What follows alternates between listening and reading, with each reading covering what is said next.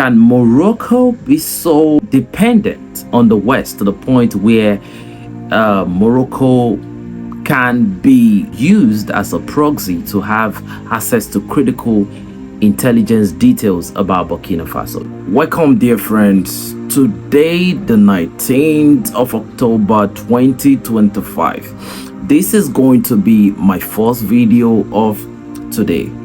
Burkina Faso have now had a security agreement with the country of Morocco.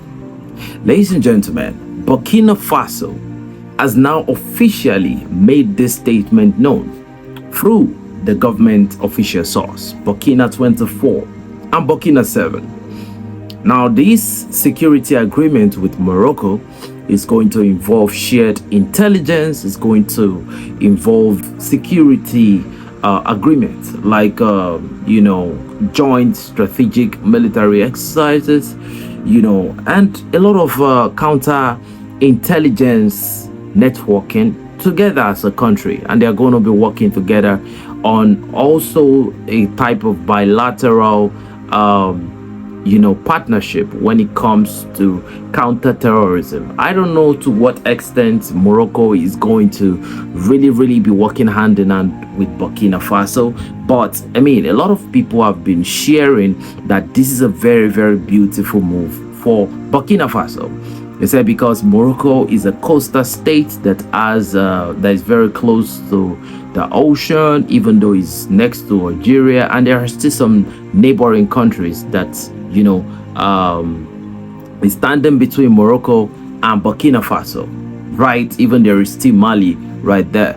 But the AES works as one, and they could actually make some things happen because Morocco and the Sahel state has a very good history, on so many levels.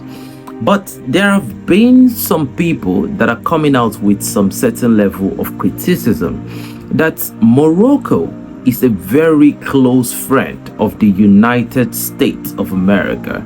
Some people have even come in the capacity to give a detail that Morocco has even accepted, some type of security agreement with the United States to either host a base and all of those things. And Morocco is one of the biggest purchasers of Western equipment. So they are coming with this criticism that because Morocco is an ally of the West, wouldn't it be a strategically dangerous move for Burkina Faso to have a bilateral security agreement with a country like Morocco? Ladies and gentlemen, what do you think about that move?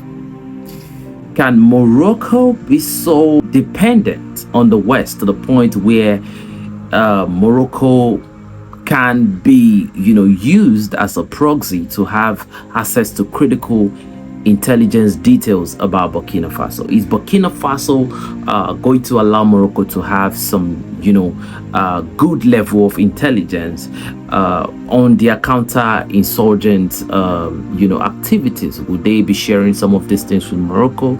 So it's a big question.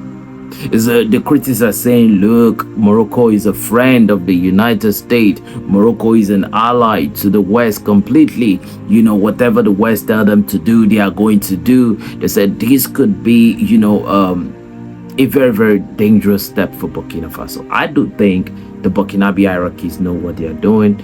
They are moving strategically, and I think this is just another strategic move. And a lot of people said at the beginning of everything that Burkina is going to be isolated. They've choose to step away from the principles of democracy and all of that. But here we are. Burkina Faso now even has more than enough allies. We continue to see investors coming. Remember during the investment meetup with Captain Ibrahim Traore, there were a lot of foreigners coming in. Chinese were there. A lot of the BRICS nation representatives were there, and even some from the West were there too. So it only tells you a lot about where Burkina Faso really stands in this moment. Now, in the second episode of today, we have an information coming directly from Burkina 24 that multiple tolls have now been commissioned in Burkina Faso.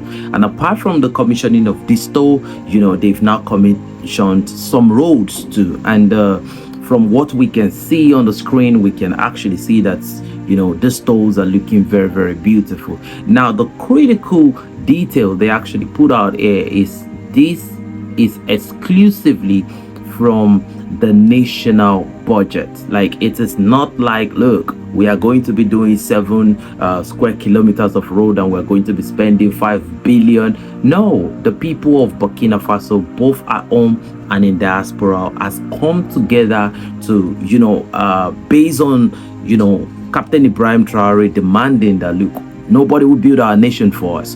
We have to come together as one people, contributes, I think it's called Patriotic Fund and all of that. They have to come together, put this finance together, put heads together, and try to see what they can do with the little they can gather. But at the end of the day, every time I just hear the announcement of their patriotic donation, I hear billions of CFA franc, and at the end of the day, these people are beginning to see instantaneous results, which is against the laws that guides governance in Africa. Because in Africa, for you to see the construction of major infrastructure like this, you are going to hear some type of amount of money that you can't just believe. You can't come to reality with, is this really, really happening? But in Burkina Faso, they don't, whatever they announce is something that is actually believable. Oh, they did it for so billion. You'll be like, yes, it's possible. Based on what we are seeing, we really love what we are seeing. And this toll will actually enable the Burkinabe regime to actually generate some internally generated fund, and it's going to further boost the economy of Burkina Faso. Apart from the fact that Burkina Faso is an infrastructural, developing country, right now Burkina Faso has left where they used to be. It's a country that is developing aggressively. That's why they call it offensive.